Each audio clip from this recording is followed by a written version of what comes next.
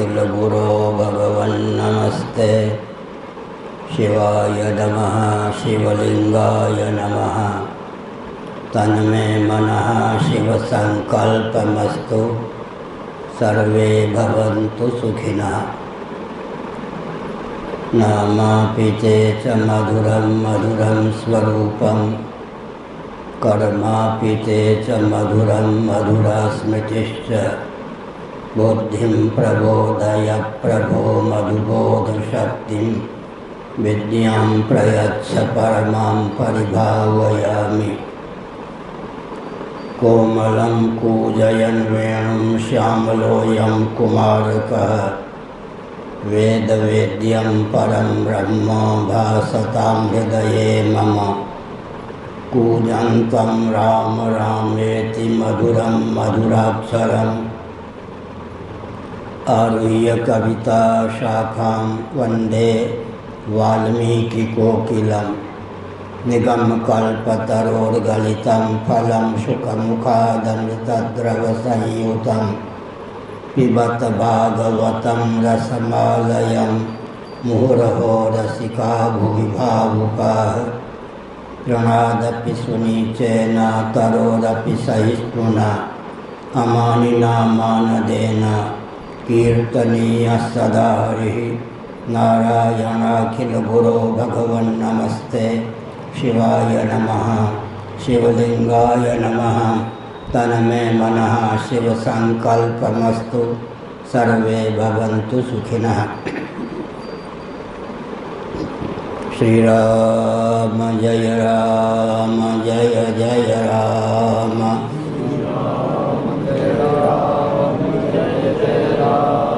श्रीराम जय जय राम।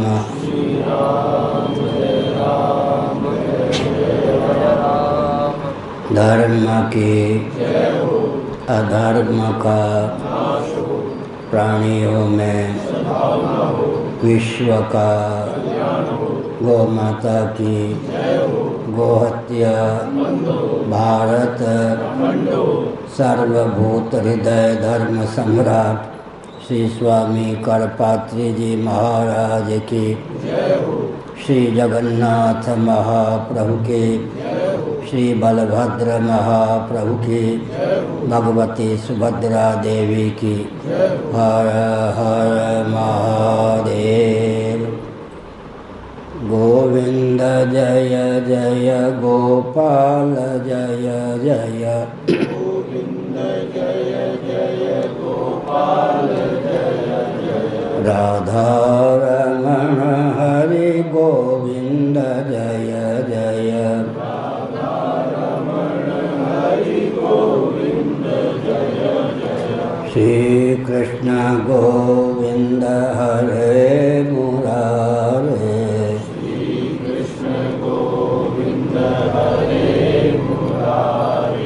हे नाथ नारायण वासुदेव।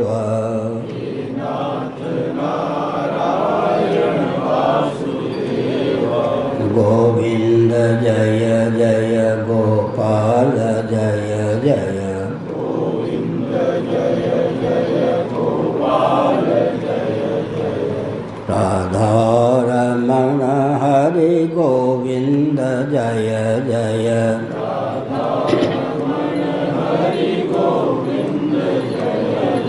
श्री वृंदावन बिहारी लाल की जय।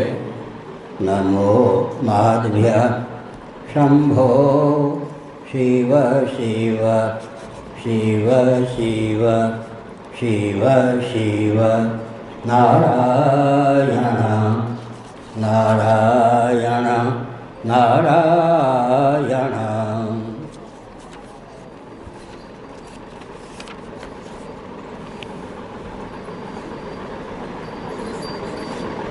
दुरवगमात्मतत्त्वनिगमाय तवात्ततनोश्चरितमहामृताब्धिपरिवर्तपरिश्रमणा न परिलसन्ति केचिदपवर्गमपीश्वरते चरणसरोजहंसकुलसङ्गविशिष्टगृहा। त्वदनुपथं कुलायमिदमात्मसुहृत् प्रियवच्चरति तथोन्मुखे त्वयि हिते प्रिय आत्मनि च न बत रमन्त्यहो असदुपासनयात्मानो यदनुशया भ्रमन्त्युरुभये कुशरीरभृतः। नारायण।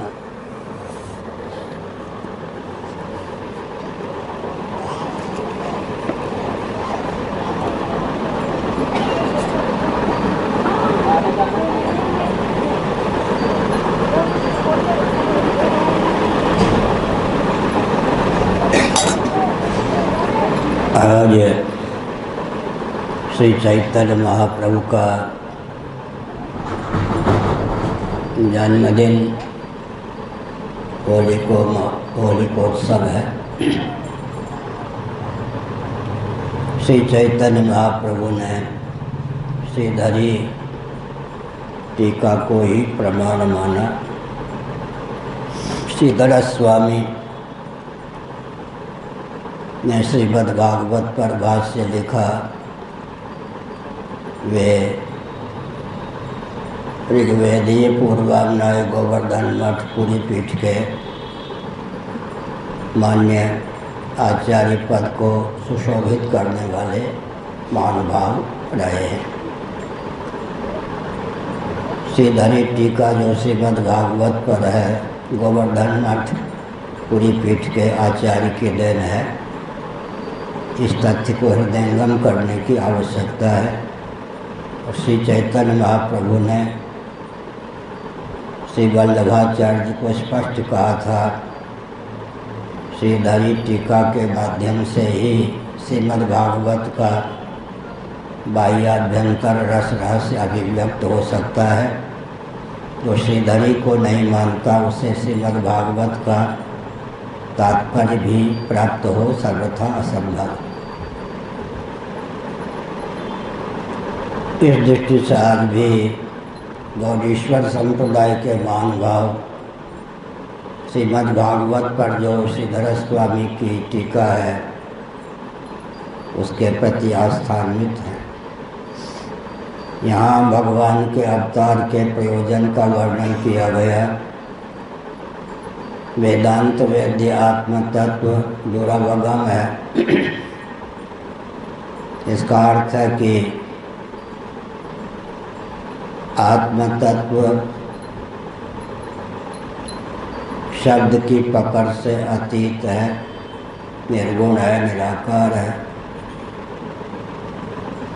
ऐसी स्थिति में विधि गर्भित निषेध मुख से और निषेध गर्भित विधि मुख से ही उपनिषदों ने वेदांत वेद्य आत्म तत्व का प्रतिपादन किया है।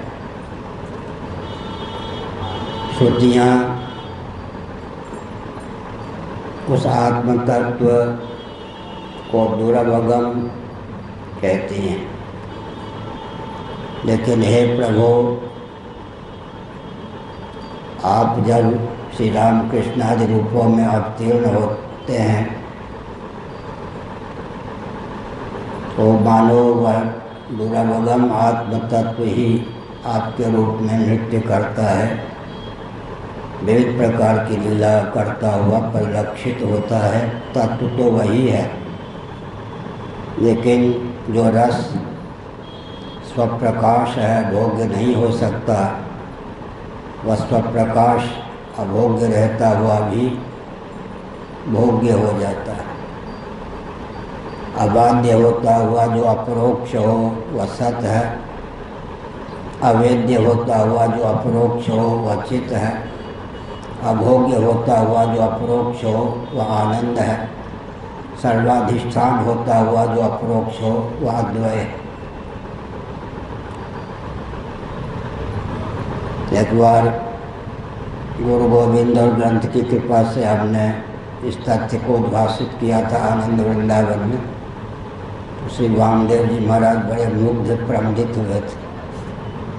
अबाध्य होता हुआ अपरोक्ष होने के कारण आत्म तत्व सत्य है, अवेद्य होता हुआ अपरोक्ष होने के कारण चित्त है, अभोग्य होता हुआ परोक्ष होने के कारण आनंद है, सर्वाधिष्ठान होता हुआ परोक्ष होने के कारण अद्वय है। सदद्वैत, चिदद्वैत, आनंदाद्वैत वैदिक वाङ्मय का तात्पर्य है, सारांश। पंचदशी में 15 प्रकरण हैं। 15 प्रकरणों के माध्यम से ग्रंथकार ने सदद्वैत, चिदद्वैत, आनंदाद्वैत को ही सिद्ध किया है।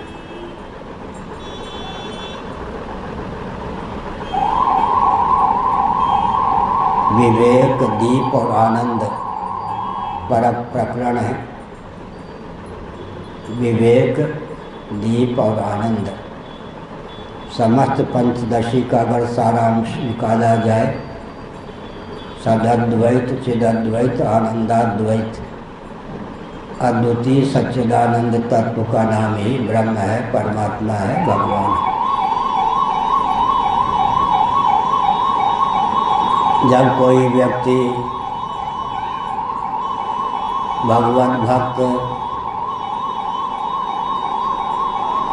हंसों, परमहंसों के मुखारविंद से भगवत कथामृत का पान करता है, तो उसके जीवन में अद्भुत दिव्यता की स्फूर्ति होती है। कथामृत के पान से देहेंद्रिय प्राणांतकरण में दिव्यता का संचार होता है और जीवन में एक विचित्र उल्लास की अभिव्यक्ति होती है। तब कथामृतम तप्त जीवनम, ताप से विनिर्मुक्त जीवन को प्राप्त करने की भावना से रसिक भगवत भक्तों के मुखारबिंद से कथामृत का पान करना चाहिए। लोभ, भय, कोरी, भावुकता और अविवेक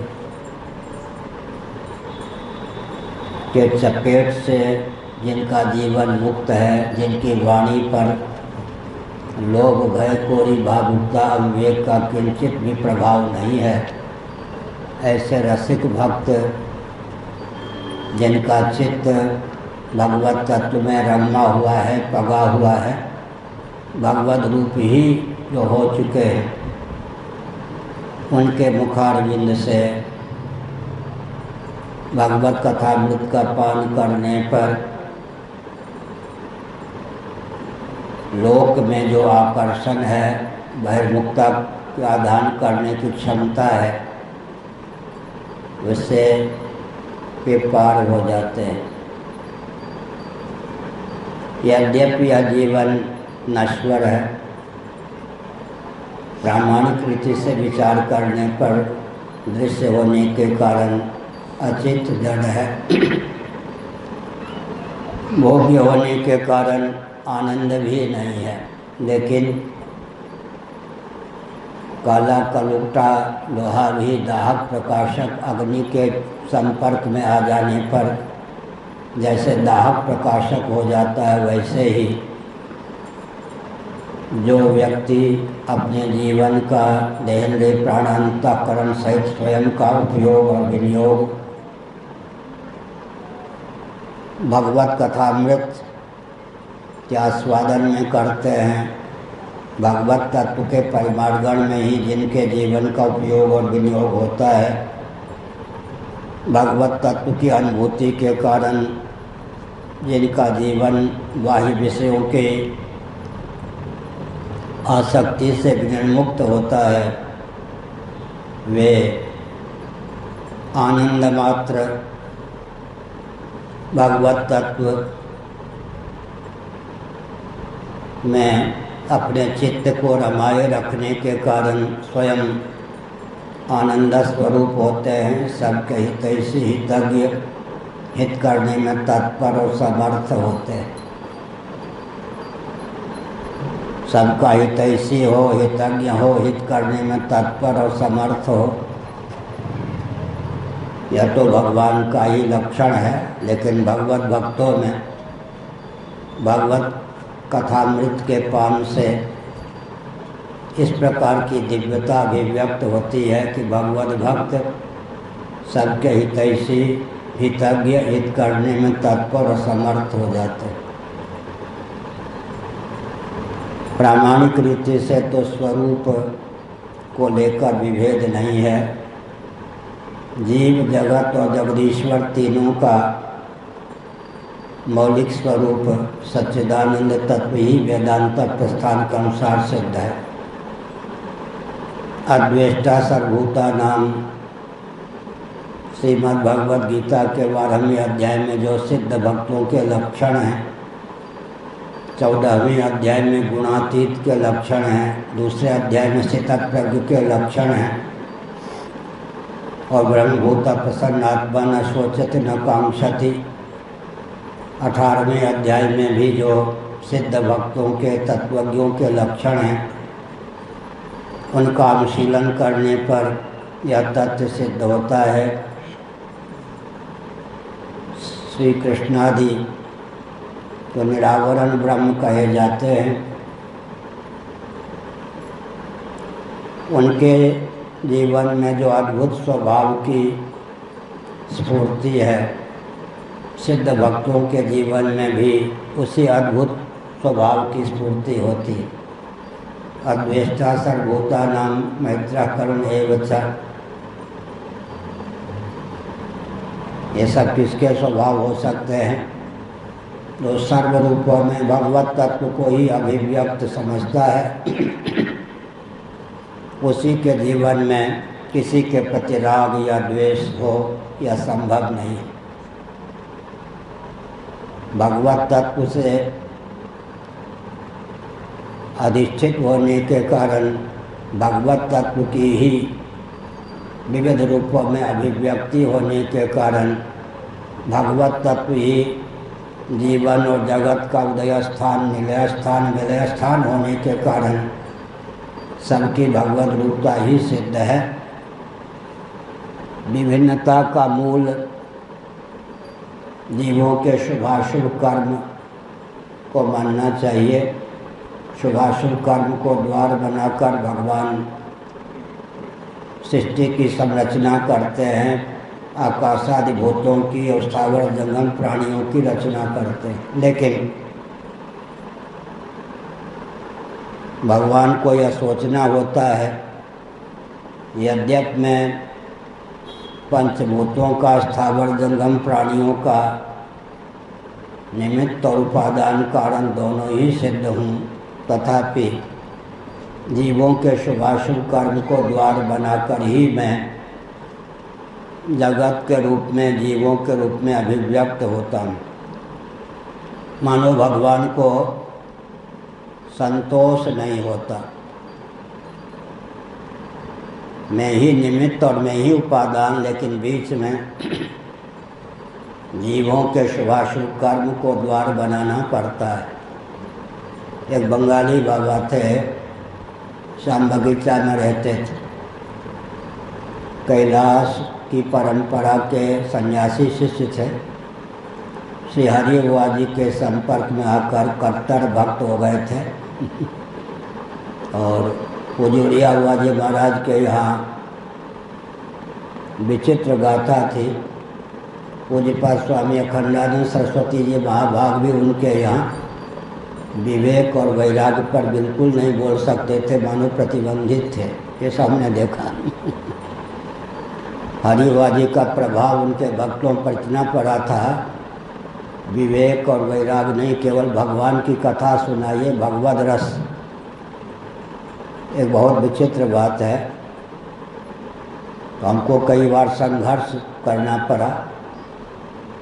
हम तो ग्रंथों के आधार पर कथा कहते थे, बहुत प्रतिक्रिया होती थी, लेकिन विचार करने की बात है कि जीवन में भक्ति भी हो, विरक्ति भी हो, भगवत प्रबोध भी हो, तब जीवन दिशाहीन होने से बचता है। तो हमने संकेत किया, क्या संकेत किया कि भगवान विविध रूपों में अवतीर्ण होते हैं। अवतार का प्रयोजन यहाँ यही बताया गया, जो निर्विशेष आत्म तत्व है उसका अधिगम, उसमें मन का सन्निवेश बहुत कठिन है, लेकिन भगवान अवतार लेकर अपने रूप, नाम, लीला, धाम के माध्यम से उस प्रकार की चमत्कृति अभिव्यक्त करते हैं कि भावुक भक्त उनके नाम, रूप, उनकी लीला, उनके धाम का आलंबन लेकर अपना जीवन इतना दिव्य बना लेते हैं कि दुर्लभ, दुर्गम, निर्गुण, निर्विशेष आत्म तत्व के विज्ञान को भी आत्मसात करने योग्य उनके जीवन में बल और वेग प्राप्त होता है। यहाँ कहा गया आत्मा सुहृद प्रिय, ये सब जो आत्मा के दिव्य लक्षण हैं। आत्मा का अर्थ ही होता है पर प्रेमास्पद, आत्म तत्व सबका सुहृद है।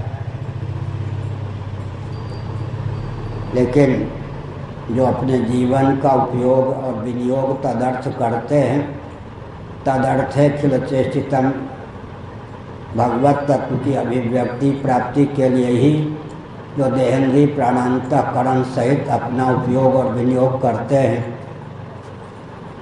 उनका जीवन उसी प्रकार भगवानमय हो जाता है जिस प्रकार काला कलूटा लोहा भी दाहक प्रकाशक अग्नि के संपर्क में आकर दाहक प्रकाशक हो जाता है। इसका अर्थ ये हुआ कि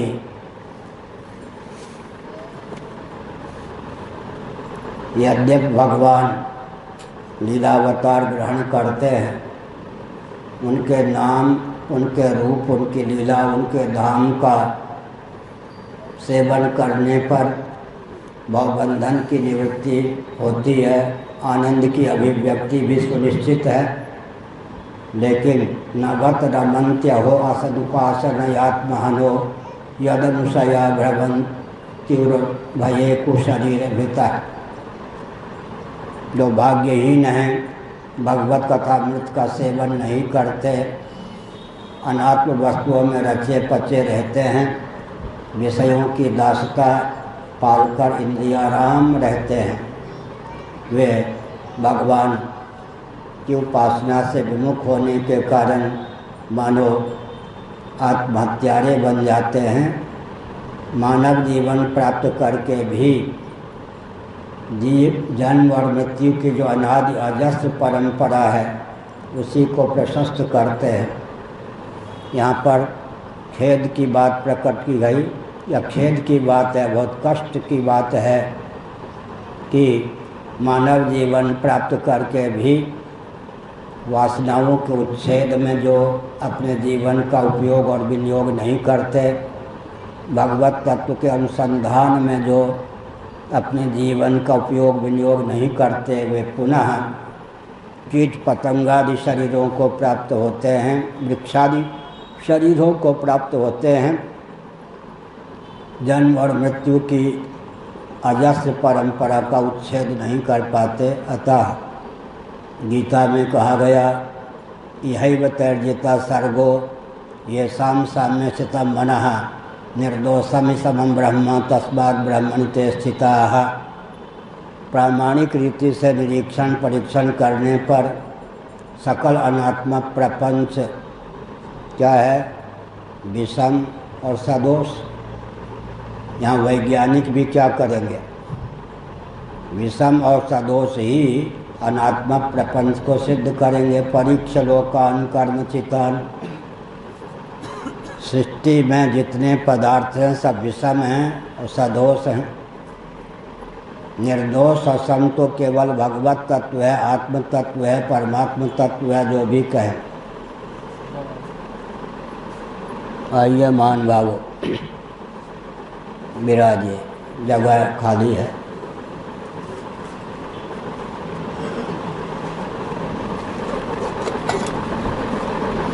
बैठिए।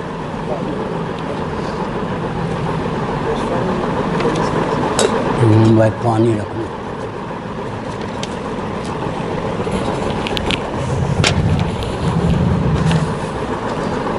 न वत रमन्त्यहो असदुपासनयात्महनो यदनुसया भ्रमन्त्युरुभये कुशरीरभृतः। भगवत तत्व रसस्वरूप है। प्रामाणिक रीति से विचार करें तो आत्मा स्वयं रसस्वरूप ही है। ऐसा होने पर भी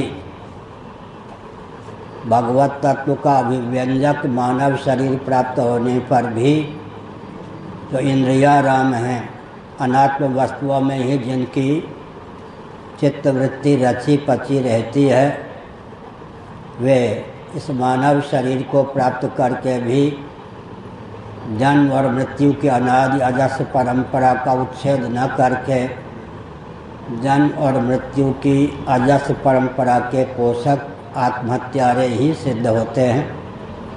श्रुतियाँ अपने शब्दों के माध्यम से मानो वेदना व्यक्त करती हैं।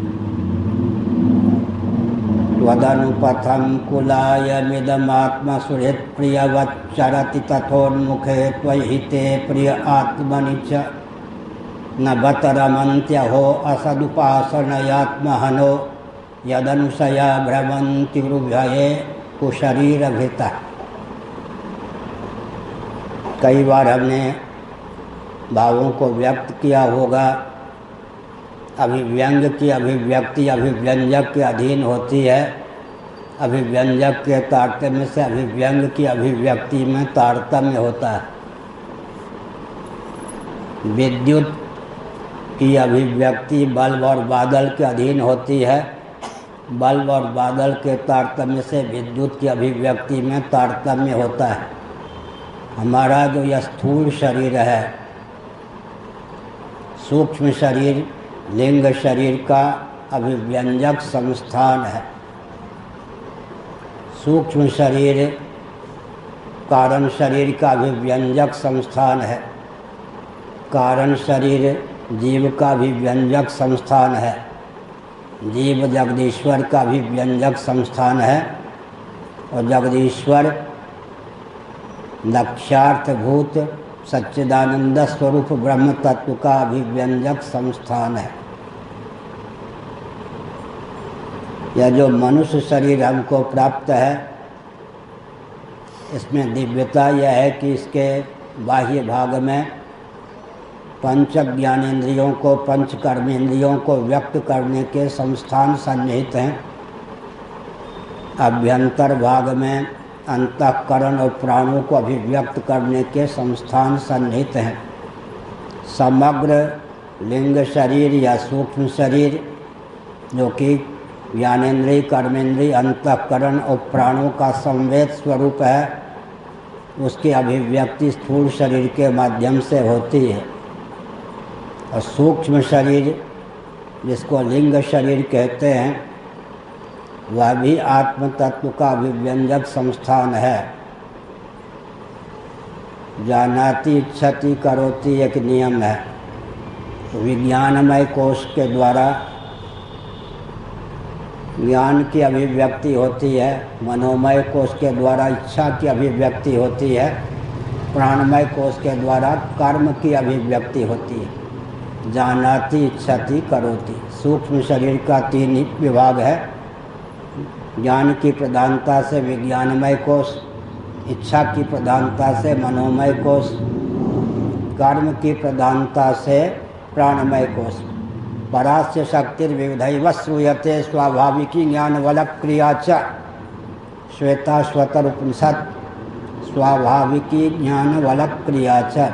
ज्ञान शक्ति, इच्छा शक्ति, क्रिया शक्ति से समन्वित हमारा जीवन है।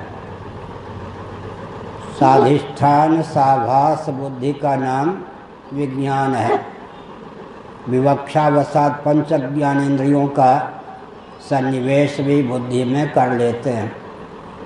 साधिष्ठान साभास बुद्धि का नाम विज्ञान है। साधिष्ठान साभास बुद्धि।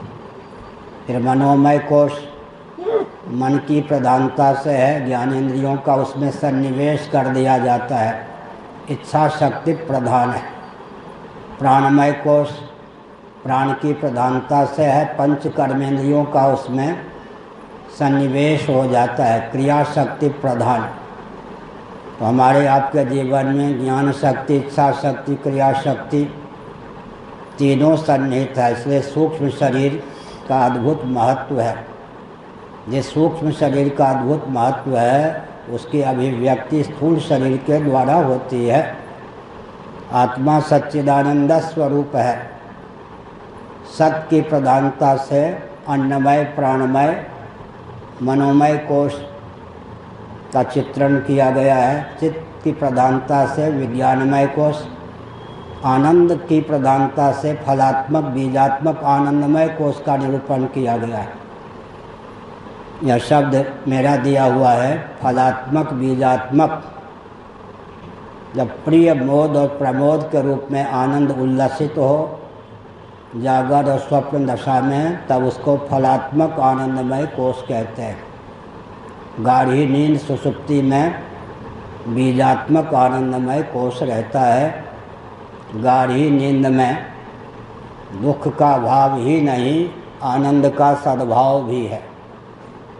वैशेषिक इत्यादि प्रस्थान के अनुसार दुख का भाव गाढ़ी नींद में मान्य है, लेकिन विद्यारण्य स्वामी जी ने एक तथ्य उद्भासित करते हुए कहा, प्रामाणिक रीति से सिद्ध हो जाए कि इस कक्ष में या मुख्य स्थल पर अंधकार नहीं है तो प्रकाश का सत्व अवश्य मानना पड़ेगा।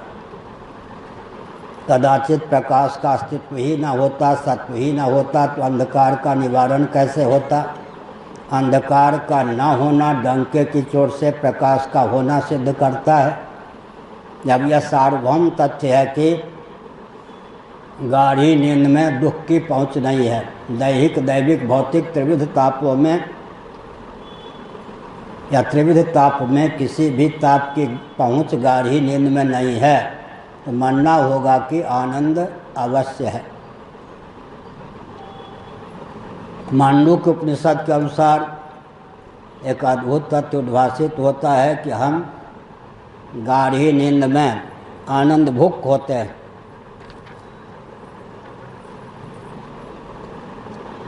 जागर दशा में स्थूल भुक, स्वप्नावस्था में प्रविव्यक्त भुक, भुक माने भोक्ता है, और गाढ़ी नींद में आनंद भुक, साक्षात आनंद ही हमारा भोग्य होता है।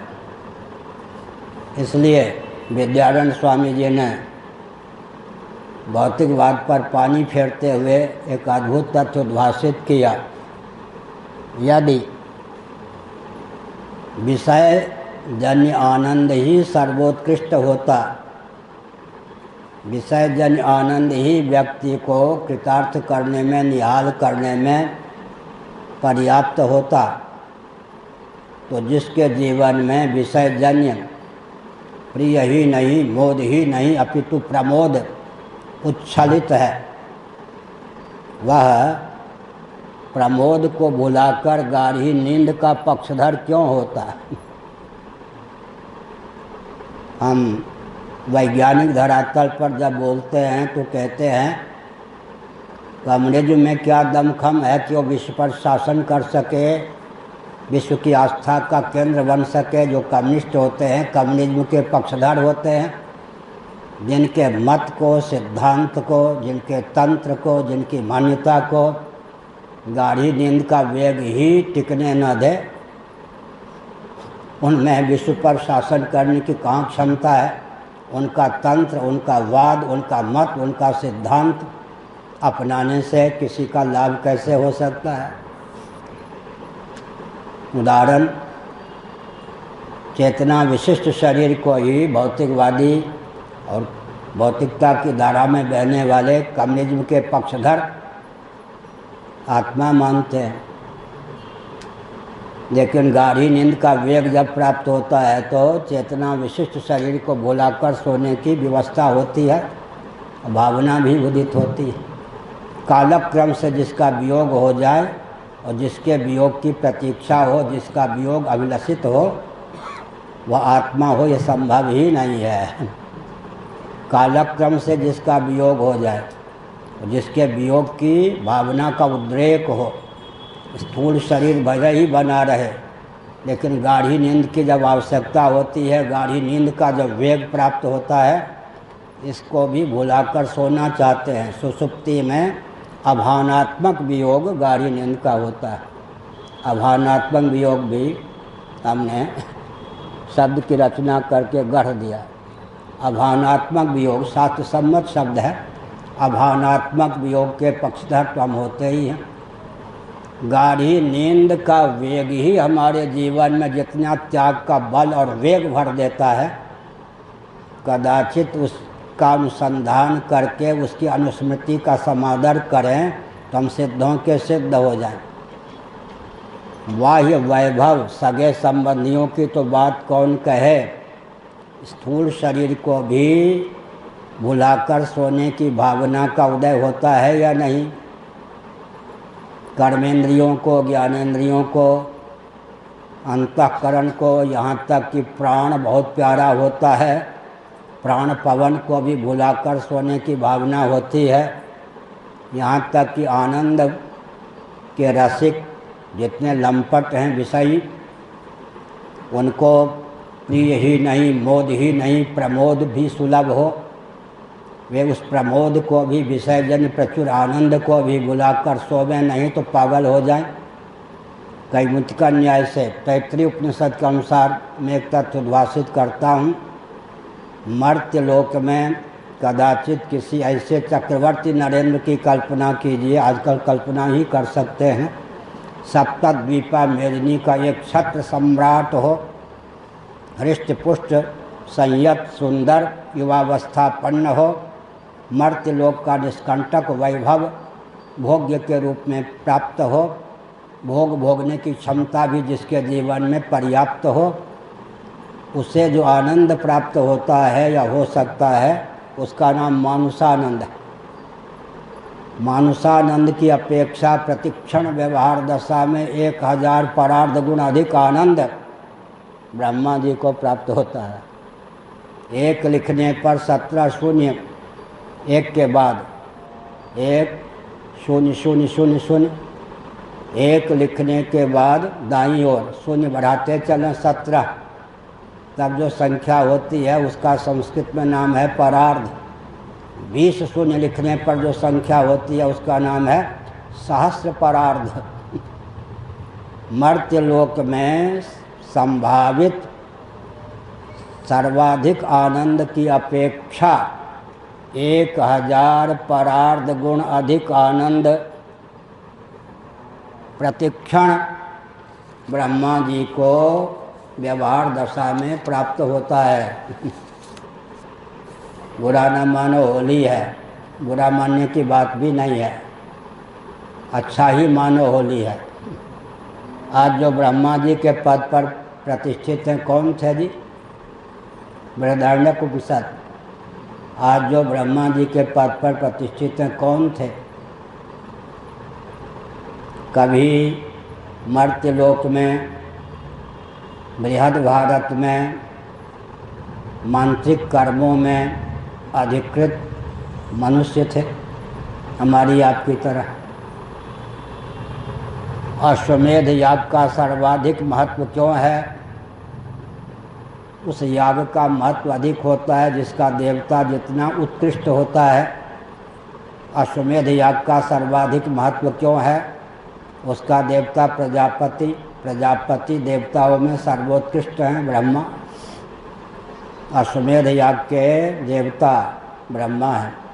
कस्मै देवाय हविषा विधेमा, द्रव्य हवनीय सामग्री का नाम है द्रव्य, और देवता का समवेत स्वरूप ही यज्ञ है, याग है।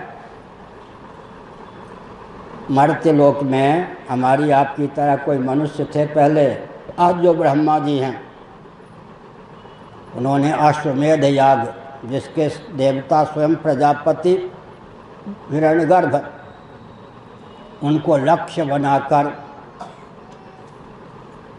अश्वमेध याग का अनुष्ठान किया, जिसके प्रभाव से आज वे ब्रह्मा जी के पद पर हैं। ध्यान गया। तो वेदादि शास्त्र सम्मत कर्मोपासना में क्या चमत्कृति। आजकल हम कहा करते हैं वेदादि शास्त्र सम्मत कर्म और उपासना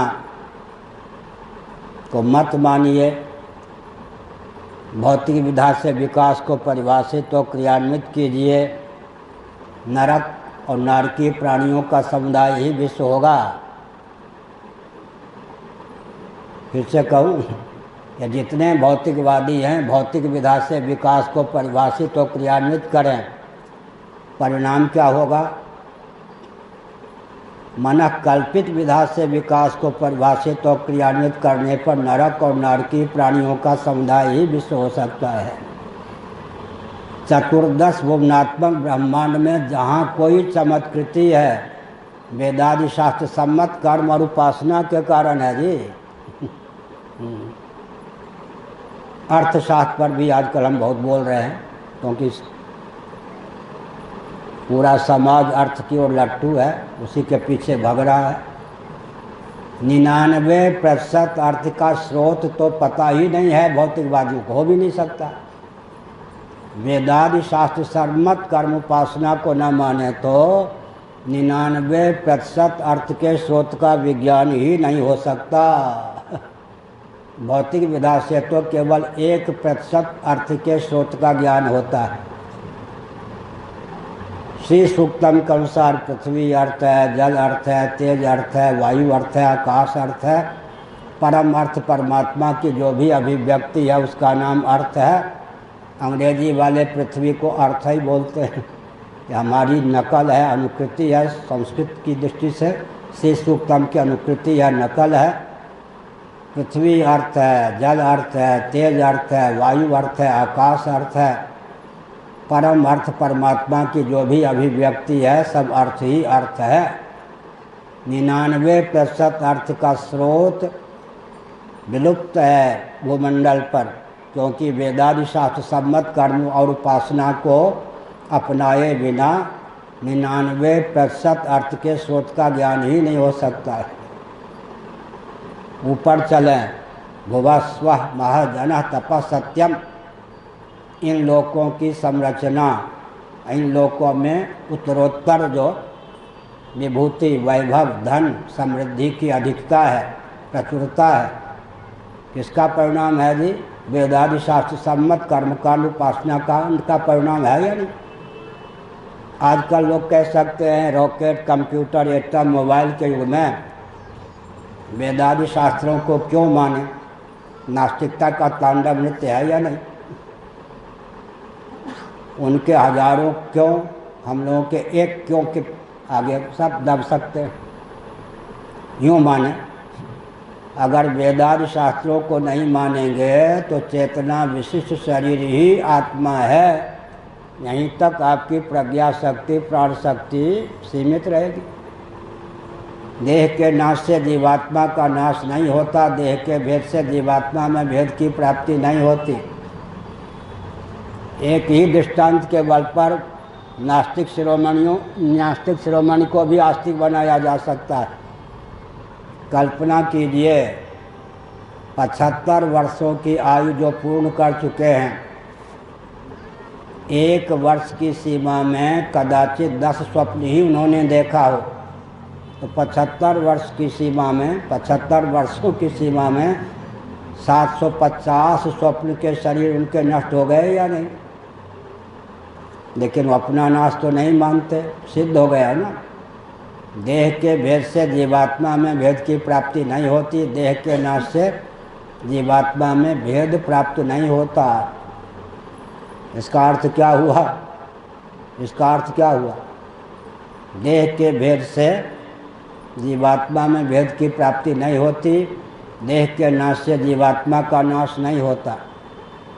कभी कभी हम बोलते हैं साल में 2-4 बार, कहीं भगवत कृपा से, वृंदावन धाम की कृपा से हमको आपको 5 मिनट के लिए ही दिव्य चक्षु की प्राप्ति हो जाए। हम केवल एक संकल्प करें, इस दिव्य चक्षु के बल पर अनादिकाल से अब तक मैंने जितने शरीरों को सब बना दिया है, मेरे द्वारा त्यागे गए उन सब शरीरों का मुझे एक कालावच्छिन्न दर्शन हो तो क्या होगा? मोहक जी क्या होगा? एक एक जीव के द्वारा त्यागे गए शरीरों से कोटि कोटि ब्रह्मांड पट जाए। अनादि और अनंत में गणित की गम नहीं, गति नहीं। गणित की परिभाषा क्या करेंगे मोहक जी? गणे की गणना अगणित की लक्षणा का नाम गणित है। हमने गणित की परिभाषा दी है, गणे गणना योग्य, गणे की गणना अगणित की लक्षणा का नाम गणित है। अनादि और अनंत में लिख ही लीजिए, गणे की गणना अगणित की लक्षणा का नाम गणित होता है। इसका मतलब अनादि और अनंत में गणित की गति नहीं होती। अनादि और अनंत में गणित की गति नहीं होती। ईश्वर के कार्यालय में भी कोई लेखा जोखा नहीं है। गणेय की गणना और अगणित की लक्षणा का नाम गणित है। गणे की गणना, गणे माने गणना योग, काउंटिंग का विषय। गणे की गणना और अगणित की लक्षणा का नाम गणित है। ईश्वर के कार्यालय में भी लेखा जोखा नहीं है कि अनादिकाल से अब तक एक एक जीव ने कितने शरीरों को सब बना दिया। कदाचित हमको दिव्य चक्षु प्राप्त हो कि अनादिकाल से अब तक मैंने जितने शरीरों को सब बनाया है, मेरे द्वारा त्यागे गए उन शरीरों का मुझे दर्शन प्राप्त हो। तो एक एक जीव के द्वारा त्यागे गए शरीरों से कोटि कोटि ब्रह्मांड पट जाए।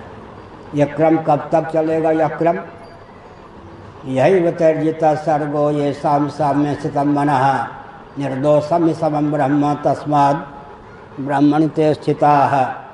गीता 5वां अध्याय।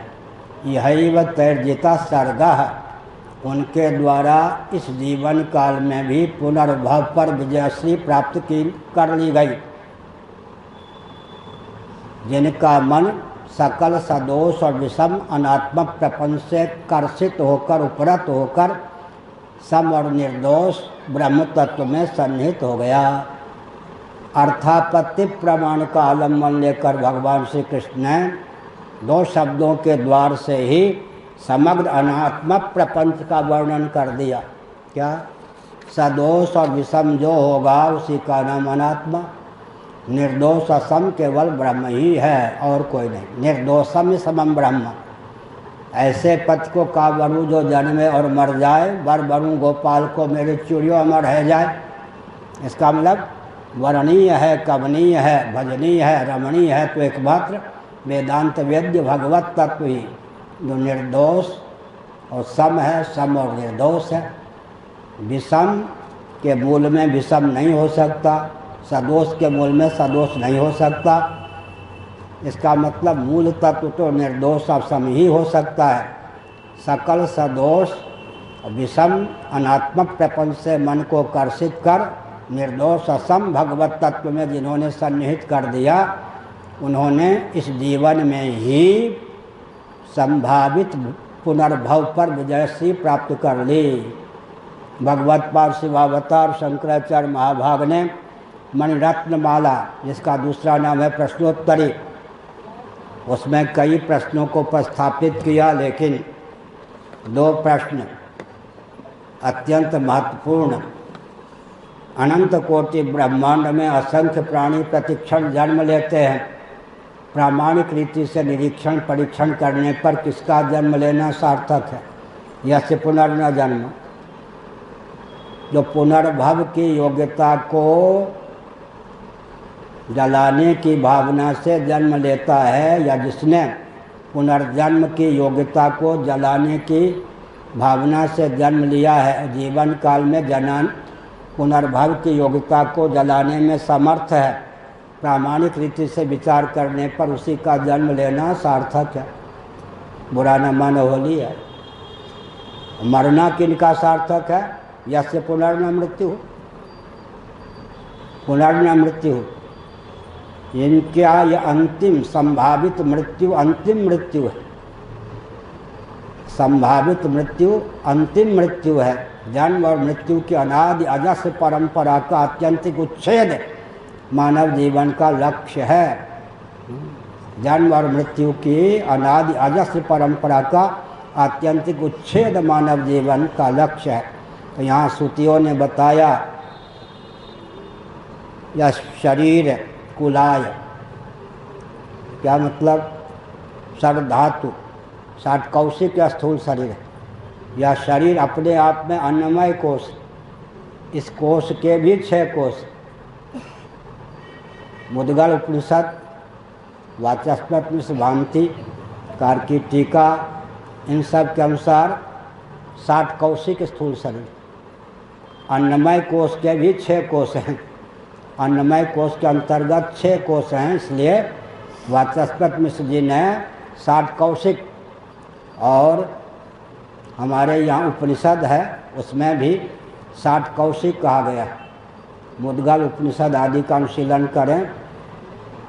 सप्त धातुओं में 6 जो धातुएं हैं स्त्री पुरुष शरीर में समान है, इसीलिए कहा गया 60 कौशिक।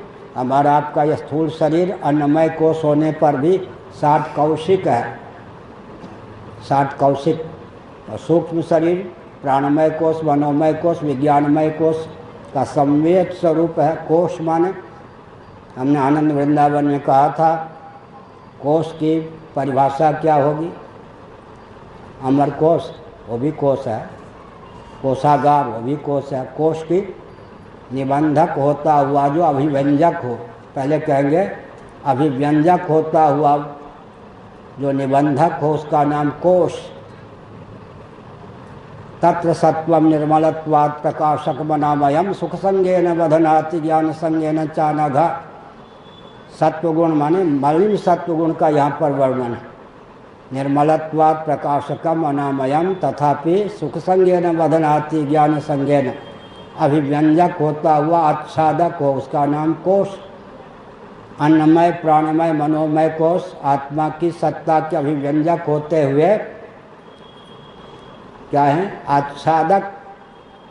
अन्नमय कोश, प्राणमय कोश, मनोमय कोश सापेक्ष हम अपनी सत्ता मान लेते हैं तो यह आच्छादक हो गए। विज्ञानमय कोश आत्मा की चिद रूपता का अभिव्यंजक है, लेकिन आच्छादक क्यों है? विज्ञानमय कोश सापेक्ष हम अपनी चिद रूपता मान लेते हैं, आच्छादक हो गए। फलात्मक बीजात्मक आनंदमय कोश आनंद का अभिव्यंजक होता हुआ आच्छादक है।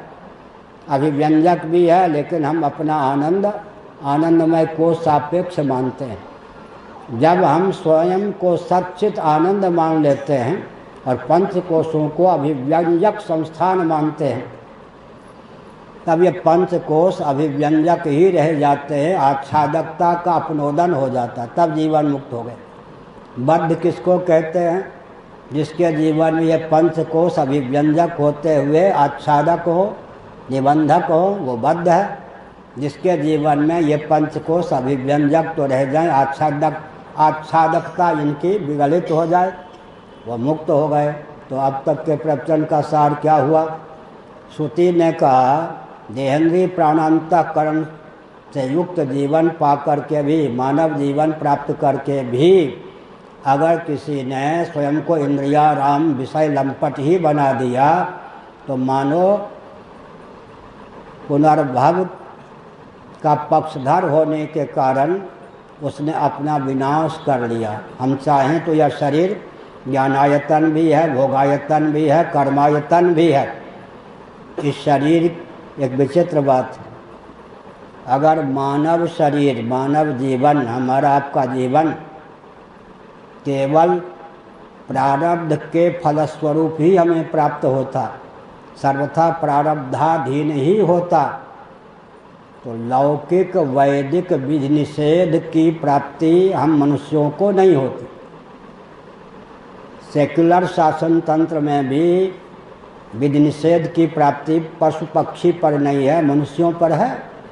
तो लौकिक वैदिक विधि निषेध संहिता हम मनुष्यों पर क्रियान्वित है। तो डंके की चोट से यह तथ्य सिद्ध होता है कि सार्वभौम सिद्धांत है यह कि हमारा आपका जो मनुष्य शरीर है सर्वथा प्रारब्ध के अधीन नहीं है। प्रारब्ध को नया बल नहीं होता, फल दे करके वह शांत हो जाता है। पौरुष को नया बल भी होता है। तो हम अधिक समय न लेकर आज हमने कार में बताया 4 प्रकार पर ध्यान दीजिए। 4 प्रकार प्रभु प्रेमी, प्रारब्ध और पौरुष, 4 प्रकार। प्रभु परमात्मा, प्रभु प्रेमी। बाबा कौन होगा, कौन टिकेगा? बाबा होकर शासन तंत्र और सेठों की दास्ता किसके जीवन में प्राप्त नहीं होगी? 4 प्रकार पर आस्था है तो कौन कौन? प्रभु भगवान, प्रभु प्रेमी, प्रारब्ध और पौरुष। 4 प्रकार पर अगर विश्वास है तो दिशाहीन जीवन नहीं होगा। लोभ भय कोरी भावुकता विवेक के वशीभूत नहीं होंगे। जीवन किस बाबा का बढ़िया कल कुशल निकल जाता है। वो 4 प्रकार के राशि को समझता है। प्रभु प्रेमी, प्रारब्ध और पौरुष, 4 प्रकार को समझें। जीवन में दास्ता नहीं आएगी सेठों की, शासन तंत्र की। सेठ और शासन तंत्र बड़े विचित्र हैं ये सब, बुरा न मानो, होली है। अब रामदेव बाबा और कौन है वो? रविशंकर जी, दोनों में रकार है। जब से केंद्र में भाजपा की सरकार हुई, बोलती बंद हो गई। अब बन जाइए भाजपा के प्रचारक। आपको कहाँ बैठा दिया भाजपा ने? भट्टा बैठा दिया। देखिए, सरकार का प्रचारक, किसी पार्टी का प्रचारक बनने का क्या फल होता है? मौनी बाबा बना दिए गए। धन ले लीजिए, मान लीजिए, मुँह मत खोलिए, हो गया ना, नष्ट कर दिया जीवन को। क्या है? बड़ी विचित्र बात है। इसलिए हमने संकेत किया। क्या संकेत किया? किसी भी दल के पक्षधर न बने। अपनी वाणी पर लोभ भय कोरी भावुकता विवेक का प्रभाव न पड़ने दें।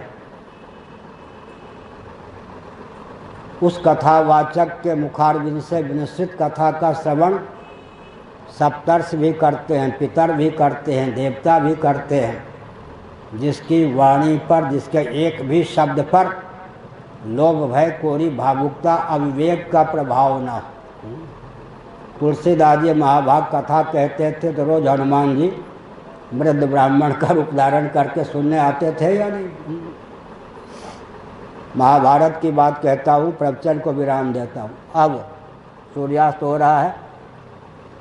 गंधमादन पर्वत पर कदली वन में श्री हनुमान जी इस समय होंगे। यहाँ भी है। प्रकाशक व्यूह कायव्यूह कहते हैं। यत्र यत्र रघुनाथ कीर्तनम तत्र तत्र कृतमस्तकांजलिम वाष्पवारी परिपूर्ण लोचनम मारुतिम भजत नमत राक्षसांतकम। एक कालावच्छेदेन अपनी जगह रहते हुए ही सर्वज्ञता हो गई। नहीं तो कायव्यूह प्रकाशव्यूह, जहाँ जहाँ भगवान राम भद्र का यशोगान होता है वहाँ वहाँ अदृष्टि गोचर होकर के भी वे कथामृत का पान करते हैं, सेवन करते हैं। लेकिन सायंकाल गंधमादन पर्वत पर कदली वन में महाभारत गंधर्व रामलीला करके दिखाते हैं। और श्री हनुमान जी बड़े चाव भाव से भगवान रामभद्र की लीला का आस्वादन करते हैं। तो लोभ भय कोरी भावुकता विवेक के वशीभूत अगर वाणी नहीं है, ऐसे कथावाचक के मुखारबिंद से विनिश्चित कथा का पान देवता पितर आदि भी करते हैं, ऋषि मुनि भी करते हैं। हमने संकेत किया इस रॉकेट, कंप्यूटर, एटम, मोबाइल के युग में भी वेदादि शास्त्रों की क्या उपयोगिता है? इनको न माने तो क्या आपत्ति है? भागवत पर शिवावतार शंकराचार्य महाभाग ने बृहदारण्यक उपनिषद के भाष्य में एक अनुपम तथ्य उद्भाषित करते हुए कहा, वेदादि शास्त्रों को मत मानिए। देह के नाश से जीवात्मा का नाश नहीं होता। देह के भेद से जीवात्मा में भेद की प्राप्ति नहीं होती। इस निष्कर्ष पर नहीं पहुंच सकेंगे। देहात्मवादी ही बने रहेंगे। और भौतिकवादियों को कितने शाप प्राप्त हैं अवधेश नारायण जी भौतिकवादियों को कितने शाप प्राप्त हैं? पहला शाप क्या प्राप्त है? अरे वो भौतिकवादी अरे वो भौतिकवादी, भेद का तुम सदुपयोग नहीं कर सकते, निर्भेद परमात्मा तक पहुंच नहीं सकते। क्यों आज इस समय भी त्र्यंबक जी की कथा की जरूरत क्यों है? हम लोग जो बोलते हैं इसकी ज़रूरत क्या है? भौतिकवादियों को शाप प्राप्त है। क्या प्राप्त है? जितने भौतिकवादी हैं भेद का सदुपयोग नहीं कर सकते। कोई भौतिकवादी ला के दिखाइए तो भेद का सदुपयोग कर सकता हो, और भेद के मूल में भेद हो नहीं सकता। निर्भेद परमात्मा तक मन को पहुंचा नहीं सकते और भेद का सदुपयोग नहीं कर सकते। ये भौतिकवादियों को शाप प्राप्त है। और क्या शाप है भौतिकवादियों को? लीजिए, 100 सुनार की तो एक लुहार की। भौतिकवादी क्या हम लोगों पर आक्षेप करेंगे? एक भी प्रश्न का उत्तर भौतिकवादियों के पास नहीं है। आप वेदादि शास्त्र को मत मानिए और कृपा करके अपनी ज्ञान शक्ति क्रिया शक्ति को उन्नत करके दिखा दीजिए, नहीं कर सकते। और अगर ज्ञान में चमत्कृति लानी है, दिव्यता लानी है, कर्म में चमत्कृति लानी है, दिव्यता लानी है, तो वेदादि शास्त्र को मानना ही पड़ेगा जी क्या? वेदादि शास्त्र को जो स्वीकार नहीं करेगा वो देहात्मवादी होकर रहेगा। तो देहात्मवादी होगा, उसकी प्रज्ञा शक्ति प्राण शक्ति अत्यंत संकीर्ण होगी। ज्ञान को कर्म को विकसित करना तब तक संभव नहीं है जब तक वेदादि शास्त्रों को न माने। और भौतिकवादियों को यह भी शाप प्राप्त है। क्या शाप प्राप्त है? भेद का सदुपयोग नहीं कर सकोगे, निर्भेद परमात्मा तक पहुँच नहीं सकोगे। पृथ्वी पानी प्रकाश पवन ऊर्जा के स्रोत ये भेद हैं या नहीं? ऐसे गड्ढे में डाल दिया इनका उपयोग करके कि कोरोना निकाल दिया। पृथ्वी क्षुब्ध है कुपित है, जल क्षुब्ध है कुपित है, अग्नि क्षुब्ध है कुपित है, वायु क्षुब्ध है कुपित है। ऊर्जा के चारों स्रोतों को आधुनिक ढंग से विकास को परिभाषित और क्रियान्वित करके क्षुब्ध और कुपित कर दिया। अब भौतिकवादी घुटना टेक दिए या नहीं? भौतिकवादी कहें बाबा जी शंकराचार्य जी आपकी क्या उपयोगिता है, तो हम क्या कहेंगे? साल में 2-4 बार बोलता हूँ, जब चोरी चढ़ जाती है तब। हमको 7वें गुफा में बंद कर दो, गुफा के अंदर गुफा, उसके अंदर गुफा, उसके अंदर गुफा, 7वें गुफा में बंद कर दो। कहीं मुर्दाबाद नहीं, कहीं कुछ नहीं, चूचा नहीं बोलूँगा। लेकिन भौतिक विधा से विकास को परिभाषित और क्रियान्वित करके विकास के नाम पर तिल भर भी संसार को आगे खिसका दो, हम समझेंगे हमारी उपयोगिता नहीं। क्या? हमारी उपयोगिता नहीं है।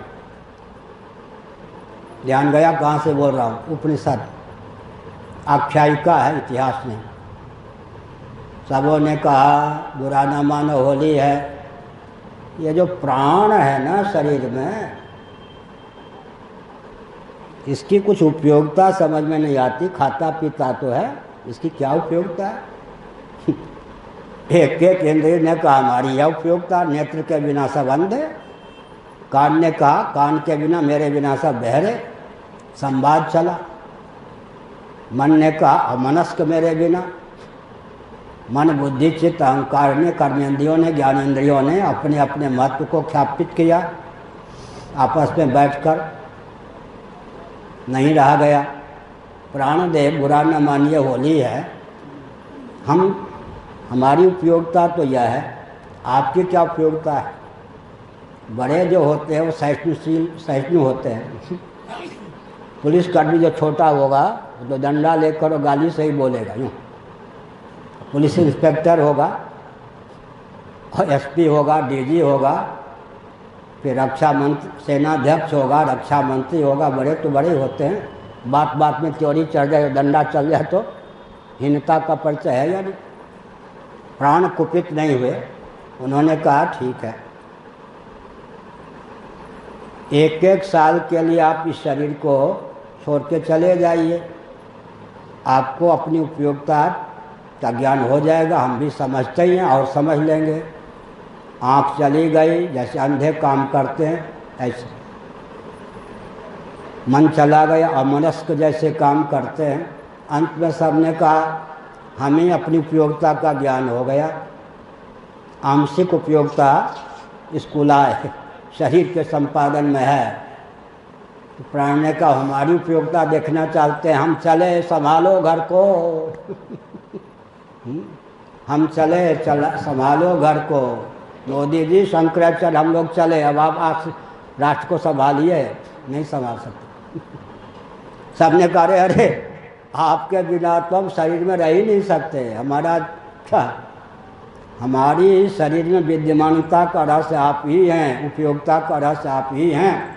तो हमने संकेत किया वेदादि शास्त्रों को क्यों माने। अपनी ज्ञान शक्ति और क्रिया शक्ति को अगर उन्नत करना है तो वेदादि शास्त्रों को मानना पड़ेगा। एक बात हुई है नहीं। वेदादि शास्त्रों को क्यों माने जी। किसी भी भेद का सदुपयोग वेदादि शास्त्रों को माने बिना नहीं कर सकते।